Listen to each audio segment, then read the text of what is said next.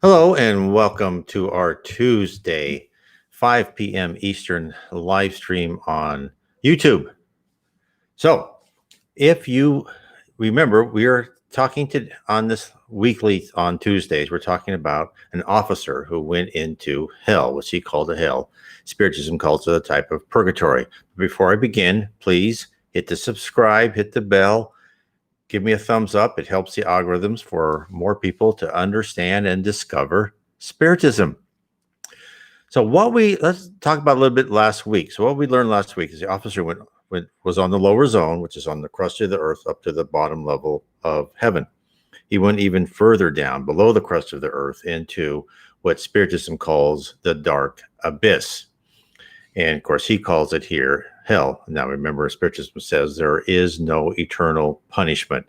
Once you change your attitude, just like the officer's relating the story after he decided to exit hell and go to a little, you know, hospital or some sort of sanctuary where he can start learning how to be a better person and go towards the light. And so what happened in the last one is this officer decided to use the force of his intellect, and he enslaved another person. He dominated this person, and this person took him to a gladiatorial games because the emperor of that city was having a gladiatorial games to celebrate a victory because they have wars. There's organization in hell. I know it's all very strange, but there's these, and none of them are good, right? The people who are in the dark abyss are there because the law of affinity. They're with other people like them. It's not like here on earth where we have good, bad, and indifferent, all sorts of levels of people all together in most places. It's like your public school, middle school, or junior high, as different places call it, where you've got all sorts of type of people and you see all sorts of things. No, when you're down in that level, it's all the people who should be in that level because they don't treat others nicely. It's the opposite of the golden rule. In the dark abyss, you're treated as you have treated others. Now, the other thing I want to say before I get into the story is the focus and energy of this officer.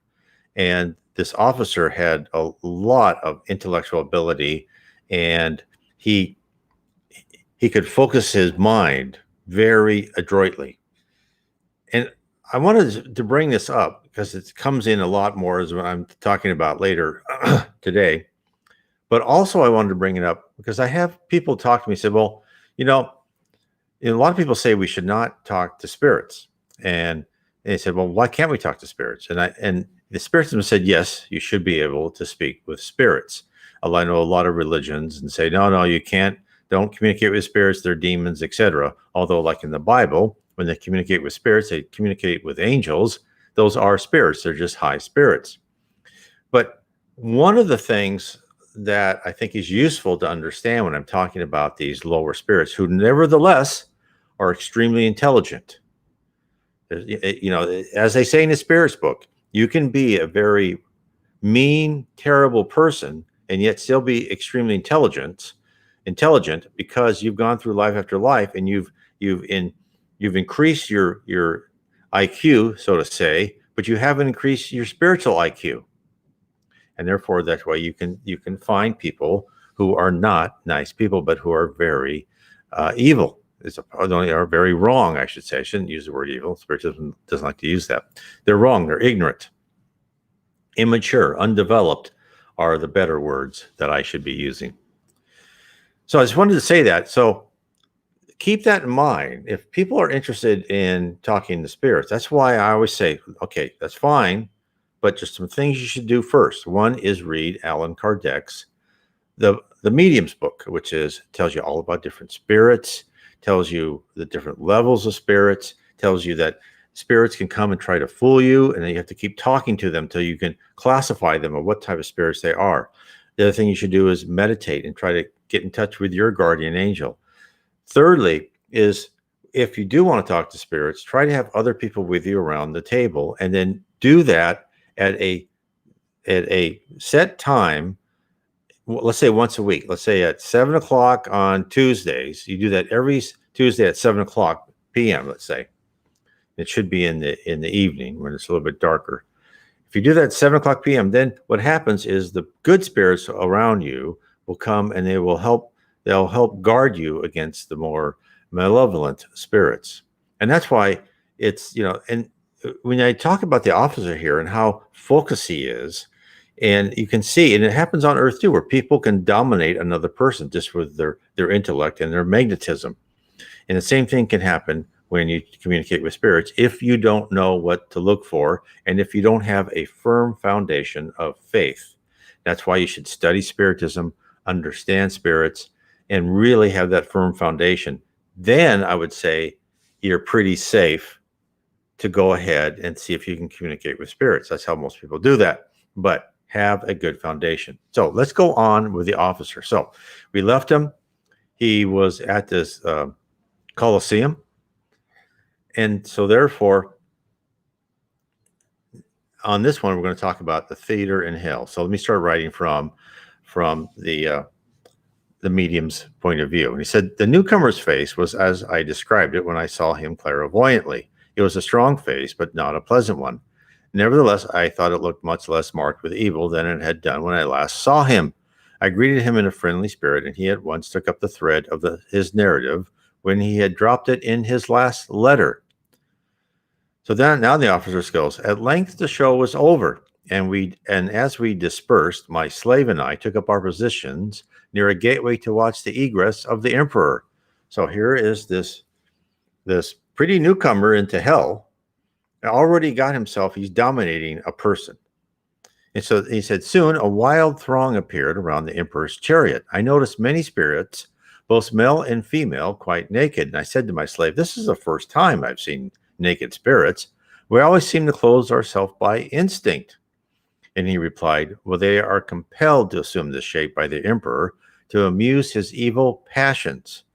So again, we have this probably the emperor is again, a focused, intelligent individual who is forcing people to do what he wants them to do. And the officer said, well, it's not possible for them, though, to have relations with one another, is it?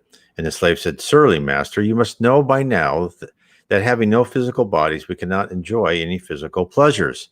We can pretend to do these things, but it is all a hollow sham, a vain pretense. Our passions burn as fiercely as ever, but we have no bodies with which to gratify them. And so, again, this is something that when you go into heaven, you lose those carnal passions because there's other things that take this place. There's a couple things that people know they're going to miss when they go into the spirit world. One is eating. I have a lot of people say, oh, I really like to eat. And you don't really need to eat when you go up there because you're this ethereal being, your energy and matter, you're much higher ratio of energy than matter. And as you go higher and higher, you get higher and higher ratio of energy to matter. So, and you're really not going to have relations with people. But those things will all naturally, when you're in the levels of heaven, will all naturally become lesser in priority because there'll be so many other great things you're concentrating on. Just think when you're like reading a good book or you're finding out something or you're doing something you're really interested in, there's nothing else exists. You're in this state, right? This where you're just completely into whatever you're doing. That is really much more what you're going to be when you're in heaven. You're going to have good friends, and other things aren't going to be as important as we think they are right now. So then the officer says, what, are there animals in hell? And I cried as several great hunting dogs dashed past us. And he replied, no, these are the spirits of men and women whom the emperor compels to assume this shape, just as the others are compared to appear naked or as children. He is so powerful that he can compel us to assume any shape he chooses, even that of his furniture. The latter is a favorite amusement of his. So again, this shows you thought is action. If he compelled that person to assume the shape of a chair, a person will assume the shape of a chair. Now, all this is very strange, and this is in this book, um, gone west. Now, and this is not by a Spiritist author, this is a Spiritist medium, but there's other books by Spiritist mediums that say the same thing, where this very controlling authority in hell, in the dark abyss, I should say, compels someone to take the shape of like a wolf, because she was a horrible person and she killed her husband and some of her children. And he said, no, you need to be in the shape of a wolf. And she kind of, her face started elongating and so forth. And then also the fact that where the officer could dominate someone and force him to come to where he wanted him to, is I've read in books by G. Val Owen, where this doctor who had just recently gone into the dark abyss was forced onto a stage. And he tried to deny the force, but the people on the stage said, no, you're coming up here. And he had to walk onto the stage, and then he was tortured on the stage. So these are the things. And so this sounds so medieval, does it not? This is the whole concept of this type of purgatory, this dark abyss and this lower zone, where you're with other people like you and there's cruelty. It sounds horrible. And yet it all has a purpose, because no one's there who doesn't fit there. And as soon as you don't want to be there and you ask for help and you say, I don't think I should torture people, I don't think I should dominate people, then you're out of there. You're only there because of what you've done yourself. And so this whole thing is really important to realize, is how does Jesus and God, how do they fight evil? Well, what they do is they use evil to fight evil. It's not like the Westerns where someone has 6 guns as a good guy and he kills the bad guy. It doesn't work, because spirits are immortal and they have free will, and they're allowed to be as cruel and stupid as they want to be for as long as they want to be. But at some point in time, they will always rise up to the light. And what happens then is, for these people who are cruel and mean, it's like this officer, because he gets to be pretty powerful. He will decide, I don't like this. This is not my way of life. And then, because the evil environment around him will tell him, this is not how I want to be. So then he says, the procession passed amid scenes of the wildest debauchery and cruelty. A long shriek of anguish rose as it slowly passed along. Various forms of torture were being inflicted, sometimes on the member of the imperial cortege, and sometimes on the spectators who lined the route. In particular, I noticed that the dogs were repeatedly set to worry some of the women and men in the procession, or to drag spectators before the emperor. On he rode in this chariot, the picture of cruelty and pride. His face was so lined by evil that it was almost impossible to realize what his original features had been like. I should think, however, that in his youth on earth he had been a handsome man, but evil had almost obliterated this. Who is he? I inquired. Is he Nero? Nero, of course, was the Roman emperor who, pretty cruel, not as cruel as Caligula, but he also tortured a lot of the Christians. And he said, my slave replied, no, master, I have forgotten who he was, but I do know he is not Nero. Nero is a slave to this man. Nero is very feeble, being compared with the emperor. And although he has several times tried to raise rebellion against the emperor, the latter has always crushed him sooner or later. Still, Nero is very cunning and often escapes from the vigilance of those who have to guard him. Each time he is caught, the emperor inflicts the most excruciating torments upon him. Indeed, torturing Nero is one of the emperor's favorite amusements.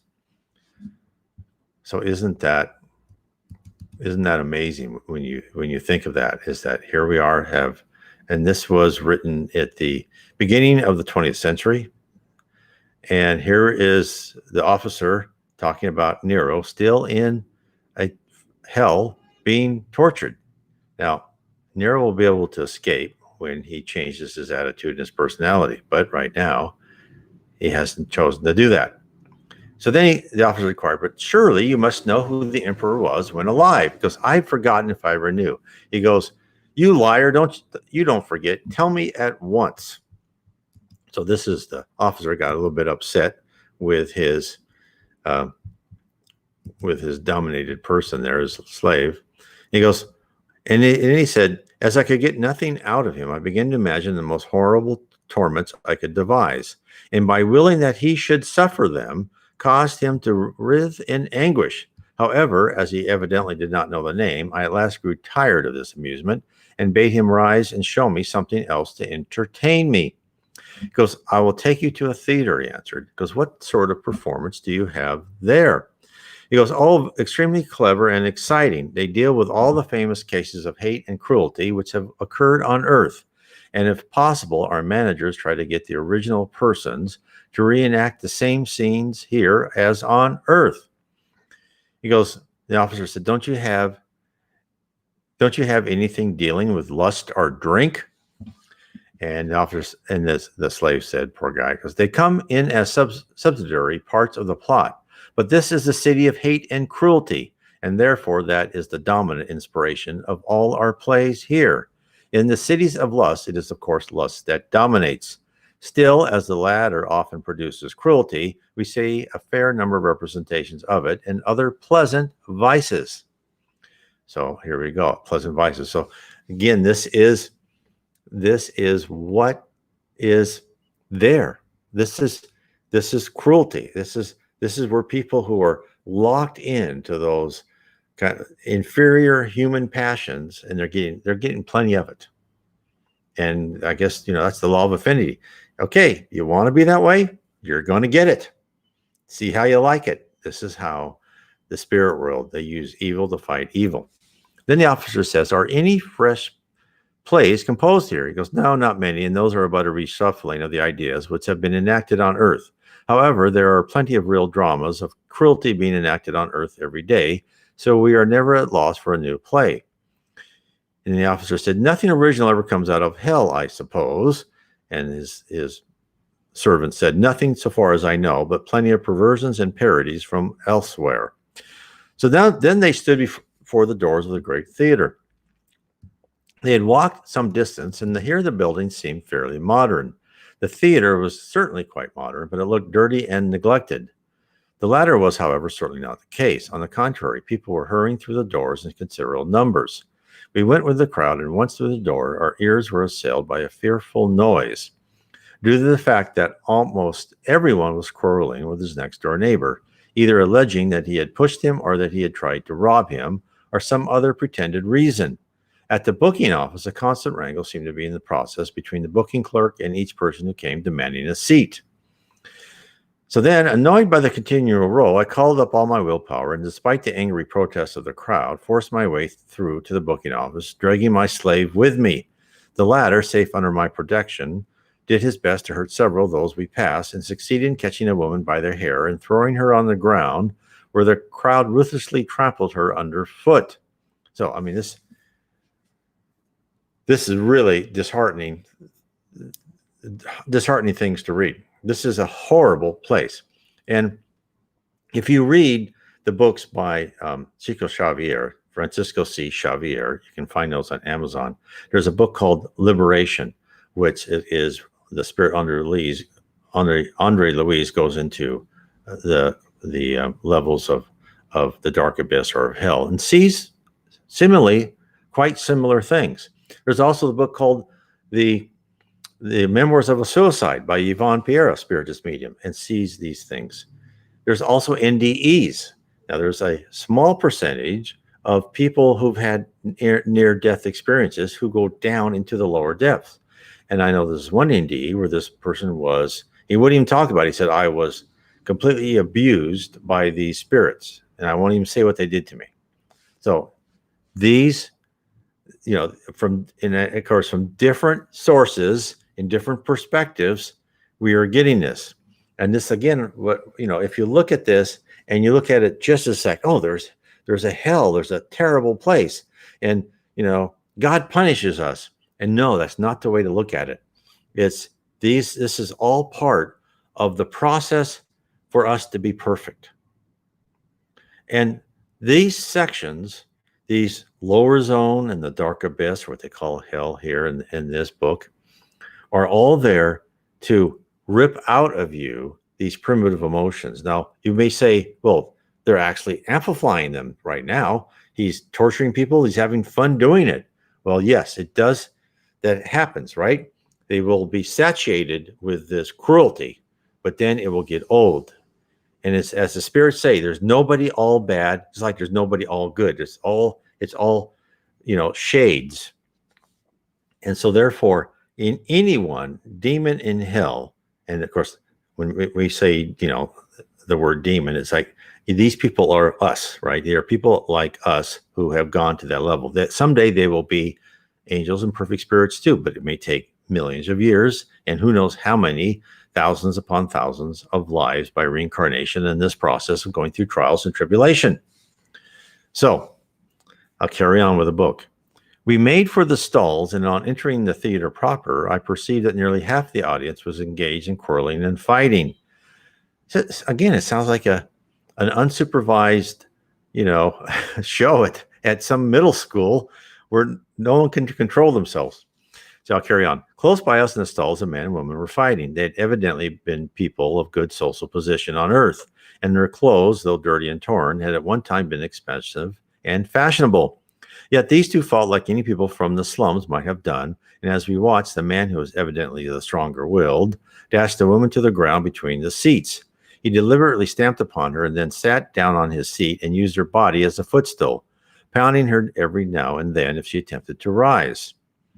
Seeing us, he signaled us to pass him, adding, "Don't mind her, just walk over her. I like to make a carpet of her, it does her good." To emphasize this, he gave her a savage kick in the jaw. We walked across her to some seats beyond him, which were vacant. It was a most extraordinary sensation, for her body felt like real flesh and blood, and she squirmed and shrieked as if alive. Of course, she really did feel suffering similar to those she would have felt on earth under the circumstance. But though our actions here show forth our wills, it is our wills which inflict the pain. So again, this is a central truth that Spiritism tells us. When we go and leave our physical bodies behind us, we have our perispirit, which is our belief of what we look like. And that's how we look like, unless someone more dominant makes us look like something else, like that emperor did. And you can't die. And you feel pain. There's a couple ways you feel pain. One is you think you feel pain because, let's say, you fell down a cliff and you think you should feel pain, although you didn't really have to. Or you've had some previous conditions where you still think you had it and you still think you feel the pain. Or there's someone who's a dominant personality that is inflicting pain on you. And the way to escape that is to get out of that environment and become a better person. But that takes a real change in your attitude and your character. So I'll carry on with the officer. So seated next to us were two women. Handsome they must have been at one time, but they were rendered hideous by the expression of the most fiendish cruelty which overspread their faces. Their eyes were still blue-gray, and their hair golden in hue. I surveyed them carefully for a minute or two, and the nearest one to me, who said her name was Rose, spoke. "Well, I seem to fascinate you. What do you think of me?" And I answered, "I think you were handsome once, but your cruelty has spoiled your looks. Still, one can't be too particular in hell. You'll do, and your friend also. I shall take you both." "Well, we have to be consulted first," he replied, "and I don't intend to go with you." I seized her hands at once. "Down on your knees and place your neck beneath my heel," I hissed. For a brief moment she tried to resist, and fell groaning and sobbing at my feet, and did as I bade her. "Now sit back in your seat. Remember, you are my slave," I said, and then addressing the other, "What's your name?" "Violet." "Indeed, a pretty name, like your companions, especially for such a cruel devil as you are. However, I am more savage still, so you'd better obey me at once. Down on your knees and do as Rose did." She did so without a murmur. Again, this is a very cruel person doing these things. It's not nice. After a little desultory conversation, the curtain rose, the noise of quarreling gradually subsided as the plot unfolded itself. The officer said, "I do not propose you give the plot. Suffice to say, it through lust and vice of every description were enacted in full detail before our eyes. It passed to its culminating point in the torture chamber of the Inquisition. My male slave, who had been sitting quietly up to now, whispered, 'We had better fly now, master. At the end of this scene, the inquisitors invariably raid the audience and carry some of them onto the stage to torture them.' So even as he ceased, the Grand Inquisitor stepped forward and, pointing at him, cried, "Come here, wretched man!" And the miserable creature, with livid terror written on his features, rose and, if drawn against his will, began to make his way out of the seat and towards the stage. I at once resented this, for he was my slave and at once taken from me. I might not be able to recover him. It was an open assault on my domination, and I could not permit it. I rose at once. So there's officers saying, "Okay, you're not going to dominate him." He goes, "Let that man alone. He is mine. If you want to torture someone fresh, torture yourself." And a low shriek of excitement passed around the theater as the audience scented a fierce battle. The chief inquisitor glared at me. "You are evidently a stranger here, or you would not dare to thus openly defy me. Well, it's time you learnt your first lesson. Come up to the stage and do battle with me." And the officer said, "No, you come down here." And I answered. Then a fierce battle began between our wills. I always have had an iron will, and it stood me in good stead that day. The magnetic attraction sent out from the stage was tremendous, but I successfully resisted it and willed that he should come to me. For a long time we thus struggled, when suddenly a yell broke out from the audience. My enemy had been compelled to move a step forward. Next instant, however, it sprung back, and I felt myself jerked forward sharply. The yell from the audience made my mind wander for a moment, but at once I redoubled my efforts, and ere long again he stepped toward me. This time, however, there was no return. Again another step, and then he began to move slowly towards the edge of the platform. At the edge he hesitated and struggled desperately. Then, with a wild shriek, pitched forward into the orchestra, the members of which were scattered in all directions. A wild yell of delight arose from all who saw it. Then he rose and crawled slowly toward me, climbing over the stalls, and the audience got out of his way, for they still feared him. At length he knelt on the stall in front of me. Then I spoke. "Go back to the stage, and I will follow." So here's a war of wills between two spirits. Now, let me be perfectly clear here. These are two spirits who are drenched in evil intentions, bad intentions, in spiritual immaturity.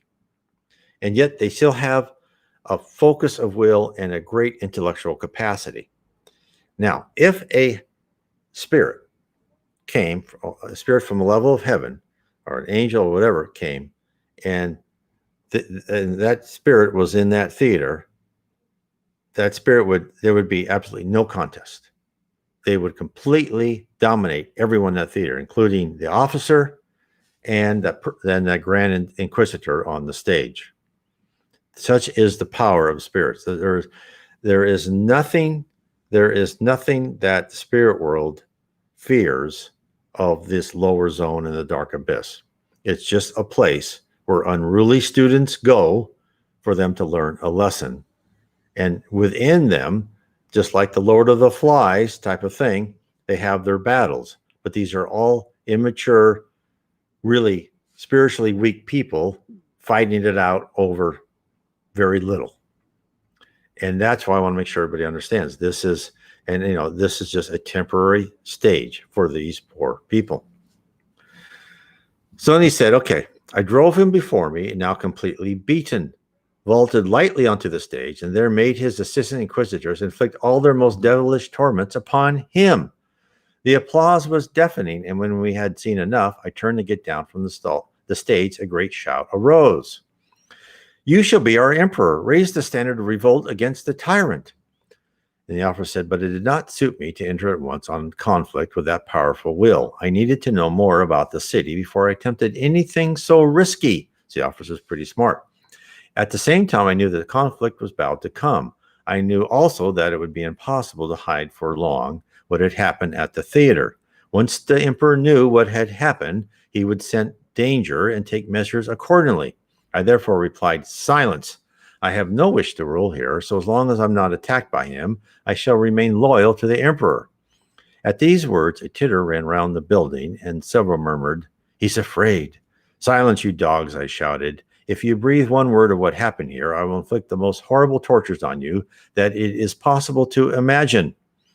And then a man yelled in the stalls, 'The emperor will defend us from you.' In an instant, I had him on stage and bade the inquisitors flay him alive. If I use such material language, it is because by no other means can I convey what was done. It looked like flaying to the audience, and it felt like that to the man. But of course, there was no physical skin to flay. Nevertheless, the result was the same. Then I dismissed the spectators, and calling to me the two women and my slave myself left the building. So again, we have seen these same type of things happen in other spiritist writings, where a man went on the stage. A doctor who recently died was forced onto the stage, and they tortured him. And what they did is they knew everything he ever did wrong, and then they used when he did wrong. They also did anatomy lessons on him. When they talked about different organs, they'd slit open his skin and say, "Okay, here's the liver." They take it out, and when they were done, they threw him into this cave. And then he kind of woke up later, and he was all in the same as a whole again, because he's really a logical construction. He just thought he was being tortured, and then, of course, by thinking he was being tortured, he felt the torture. And this is the same thing happened to this poor person up on the stage being flayed alive. He thought his skin was being taken off. There would be no blood to show. There would just be skin. And of course, this person would not die. He would just be in his mind in great pain. This is really the underside of what's there. And so when you're thinking, okay, what happens to these really terrible people? He's talking about Nero. Okay, there's an actual name for you. What about Mao and Stalin and Fidel Castro? Those people who have tortured and taken advantage of people, have done terrible things. Ivan the Terrible. I mean, who knows? I mean, who knows who the officer was? He had such a good will. Who knows what these poor spirits? And remember, someday these people will all become higher spirits. They will become good spirits, good, loving, bountiful, people who want to serve. All of these, even Mao and Stalin will become good people, a good spirit. But it may take them a long time because they have a lot to atone for. And I'm sure when they died, this is the type of area they went to. So then he said, I dismissed the spectators, and calling to me the two women and my slave left the building. He goes, I suppose you can find me a house, I inquired of the man. He goes, yes, master. What of this one? It belongs to a well-known murderer, an Italian of the Renaissance. I think you would find it more convenient than one of the ancient Roman villas. This will do.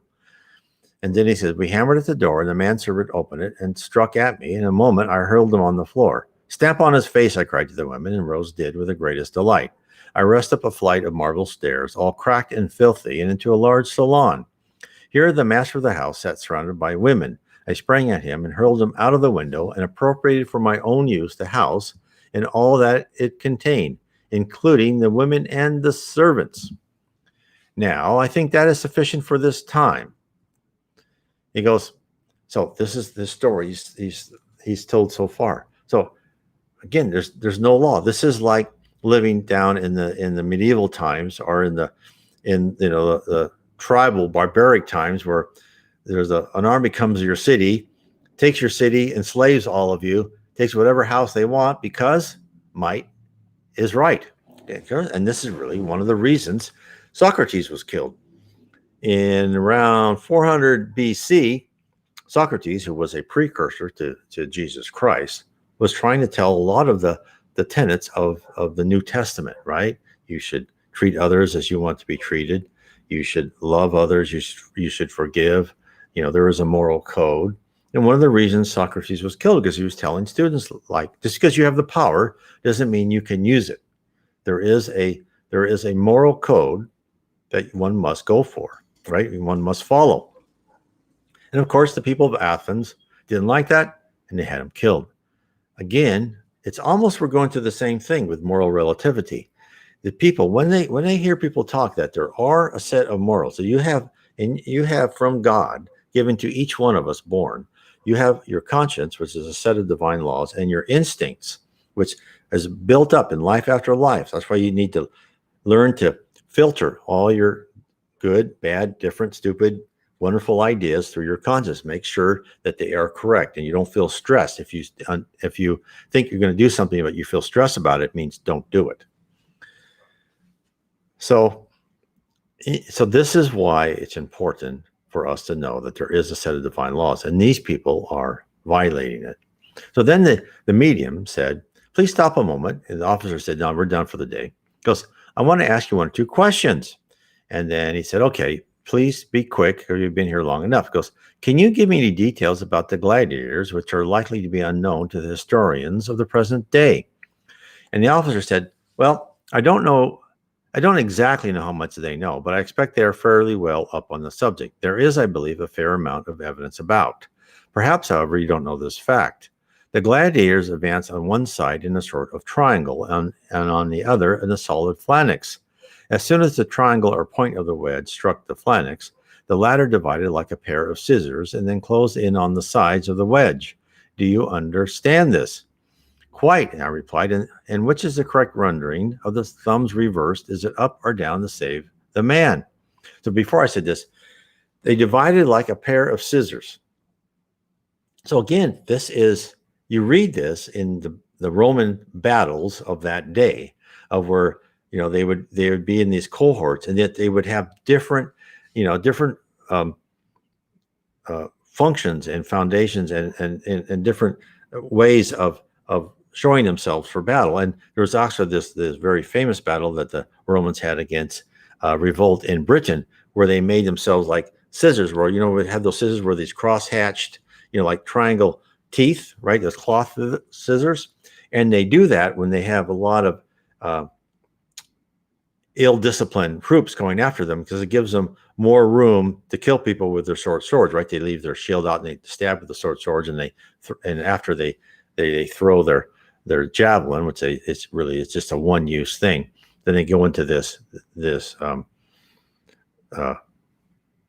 formation is the word I'm looking for, and then they can kill more people faster in that plane. And this Roman army was vastly outnumbered, but they just destroyed the Britons that were there at the time.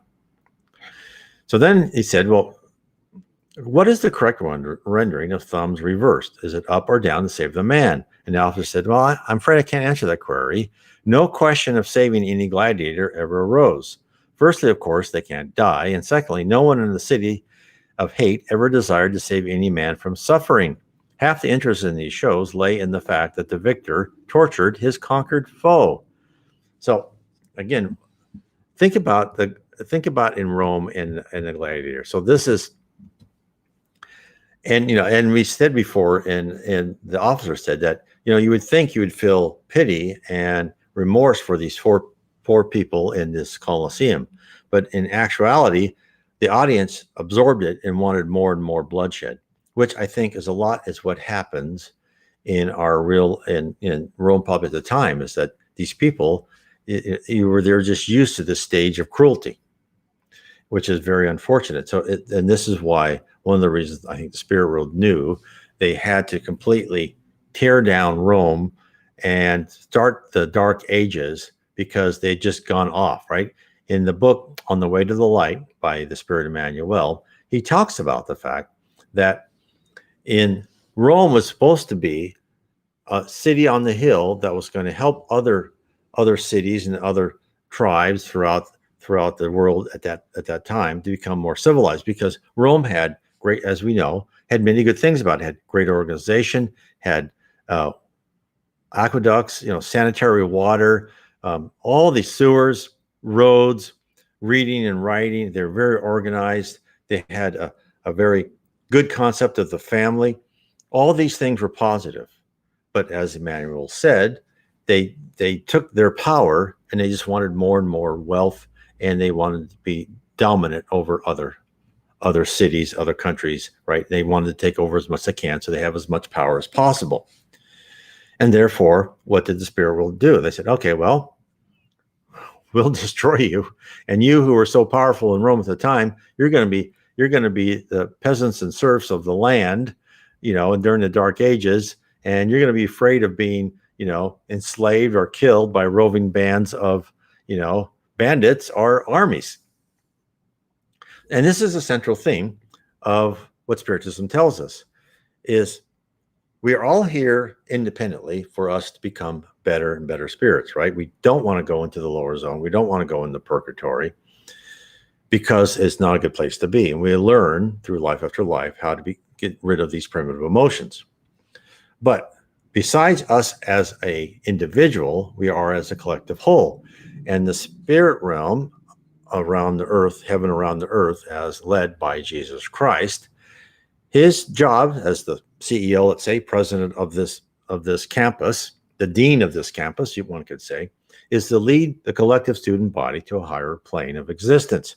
That is, from a planet of atonement, where we live and life after life, we pay for our past wrongs, to a planet of regeneration, which we are at the start of now, where we will not have wars and all that hate and envy. We have a little bit of that, but it'll be less and less as the human collective gets better.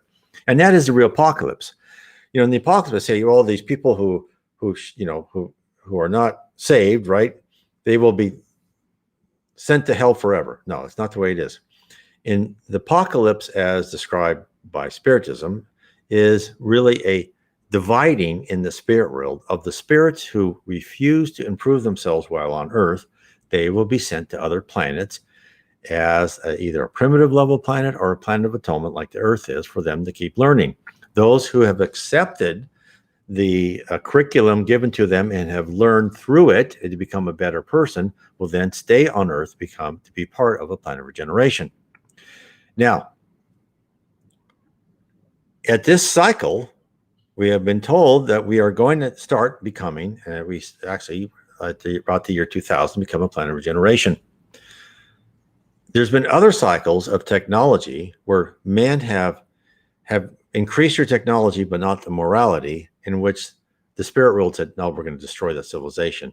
And the Spirit Emmanuel says this has happened before. And also the spirits, in talking to the Reverend G. Val Owen, in fact, I talk about this in my books, Heaven and Below, and also Spirits in the Spirit Universe and How We Are Guided by Spirits. In fact, this is the one really, which is one should, about the earth. There we go. Well, so what has happened in the past is there have been, they said there's been Atlantis, there's been Lemuria, there's been other civilizations that have risen themselves up. This is from multiple sources. And yet they were advanced with technology, but not morality. And in fact, they were said in one of the books by G. Val Owen that in Atlantis, they even had like laser technology. They had radio waves. They knew that much, and yet they were completely destroyed. And he says there were other civilizations, which we shall not tell you, that were also brought up and then destroyed. Now, how interesting is that? So we have been through this before. We think we are, this technology, so advanced and we're so smart. We're actually nothing compared to what the spirit world is, of course. And as I said before, the spirit world in the lower levels of heaven is always 50 to 100 years advanced. So when people come to Earth, they are open to when these new inventions come and they use them. So anyway, so this is how we're being led.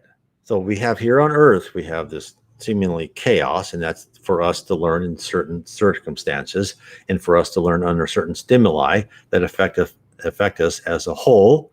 Given this pandemic we have now, this is a stimuli to affect the Earth in a certain way.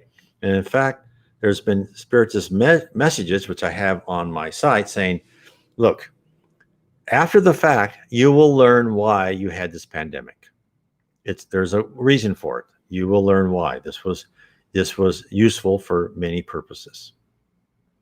So and so when people say, oh, if there is a God, why is he so cruel? Well, that's because you're thinking that God and Jesus and the spirit world is cruel because you see these people leave the earth, people who are good, and bad things happen to them, and good things happen to bad people. But that's because your focus is so narrow. You have to look at them over lifetimes and see that a lot of these good people are paying for past wrongs, and therefore they even asked for that trial so they could learn to be a better person. And some people are taken young because that was their plan. Some people are taken young because their plan was just to be on Earth for a short time to learn or experience something. As an example, the Spirit Emmanuel, who was the spirit mentor of Chico Xavier. Emmanuel was sent to live in Brazil. Now, Chico Xavier was born, I think, in like 1910 or 11. I'm probably off on that date. Spirit Emmanuel was sent to Brazil so he could learn modern Portuguese. He only lived to like 20 or 21. He died early. Really nice guy. And probably people said, oh, that poor guy died early. Well, yes, he did.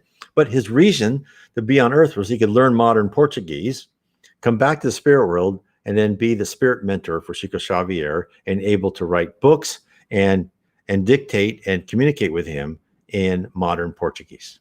So everything has a reason. And this is what's so exciting about the spirit world. So I want to say, please remember to subscribe, hit the bell. Please hit the up arrow and tell your friends. And go to my site, nwspiritism.com. You can find a lot of information. I also have my book, Spiritism 101, the third revelation. And it's on my site, nwspiritism.com. And if you look on the right-hand side navigation bar, I have it on Kindle, on paperback, and audio, and I also have on PDF. So if you want it free on PDF, it's yours for free on PDF. So I want to say God bless and thank you for everyone for being with me